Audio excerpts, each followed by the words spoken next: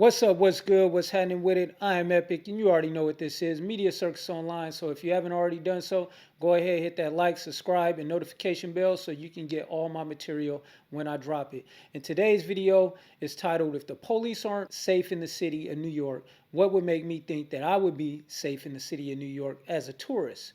Because you have citizens who don't even feel safe going outside to dump their trash at night or in the daytime for that matter, because crime could pop off at any given time in New York. And it's starting to look a lot like Gotham City to me. There's just too much going on in New York on any given day that they are making the news, and it's looking crazy. Like I said, it's Gotham City. But let's get into the video. Clear surveillance video daylight. captures a wild and brazen shootout in broad daylight on a New York City street. Police are on the hunt for the suspects involved in a fatal drive-by shooting in the Bronx. Surveillance video shows people for no reason. For no reason, guys just drive by, shoot up the block. I'm not going to say no reason because obviously they have a reason going on. It's probably a gang war, turf war, or whatever. You get my point. And running to safety as a gunman opened fire from a black Mercedes sedan. Gang initiation is eyed. Teens walking home from school, still in their backpacks, have guns to shoot it out or shoot at innocent bystanders for no reason.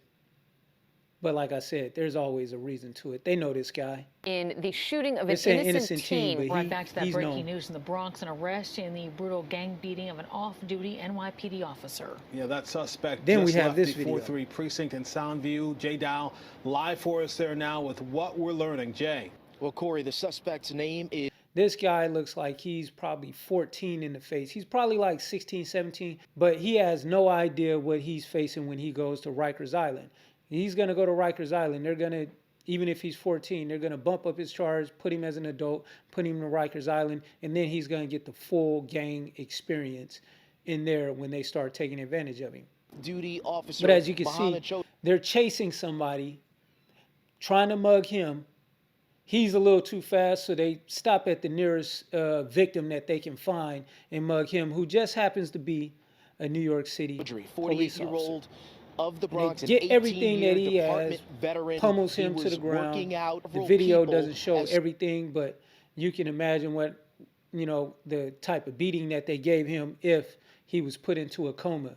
The COVID epidemic, the pandemic, whatever you want to call it, it started a wave of people just riding around with masks on. These are ready-made robbers in the making. If you're riding around with a ski mask on, the cops don't even look at you differently. You can almost go into a bank with a ski mask on and not be asked to remove it because of the pandemic, COVID. So you have people riding around with you could call it pandemic mask, and robbing people. Pull down your ski mask and rob people because it's not out of the ordinary to see people walking the streets with masks, riding in their cars with masks, coming into stores with masks. Before that, if you was walking down the street with a ski mask on, the public would call the police on you. In the Bronx tonight, a search for a suspect in an attack that can only be described as disgusting. That attack happened at a subway station. The man threw feces on a woman who was waiting for a train and then took off.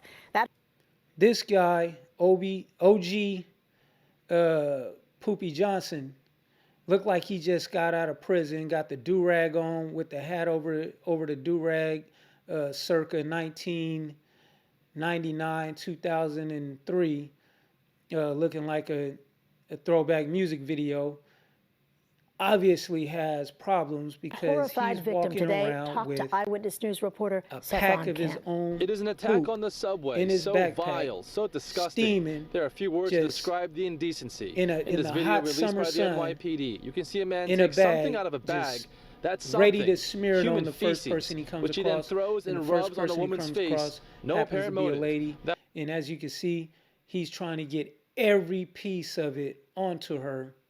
And I'm sure they're going to charge him with a hate crime because she was a Hispanic woman said she was lady. Attacked out of nowhere. But how do you charge a mentally ill person with a hate crime? He's obviously off of his meds, and it could have been anybody that he came across, and he would have attacked them the same. It could have been me, and I could have been sitting there isolated in a part of the subway by myself without anyone around, and he would have probably tried that with me, and it would have been a long day for both of us, because it would have been real interesting to see what would have happened after that. But this guy is crazy, and I don't want to be fighting no crazy person. They have crazy strength. I don't want to come to New York as a tourist and encounter anything like this. This will scar you for life. Can you imagine the ride home, the walk home, walking in your house with feces on you? They need to not let this dude back into society. But spoiler alert, I seen follow-up news, and they caught him. And guess what? He's back out on the street. They let him back out on the street a day later. See, that looks like feces on his shirt. Come on. You think he's not going to put some of it on you? He's walking around wearing it. I'm sitting down tomorrow to do an evaluation. I went out yesterday, some of the subway stations, and talked to the officers on the ground to ask. And this guy's not giving any answers. He's just saying, oh, we're trying to combat it. There's nothing you could do about crazy people besides keep them on their meds. And most of the time, they're going to take their meds for a little bit, and then they're going to quit. So what can you do about that besides try to get them to help, arrest them when they commit a crime like anybody else, put them behind bars, and let them do their time?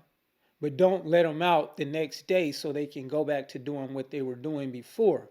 That's not how you combat that. Them, their pros and cons. What could we be doing differently? As for the victim in the Bronx, she's hoping the mayor's plan to curb crime on the subway will work. That's my show for today. Hope you guys liked it. If so, hit that like button, that subscribe button, and that notification bell so you can get all my material when I drop it. Until next time, I am Epic, and this is Media Circus Online.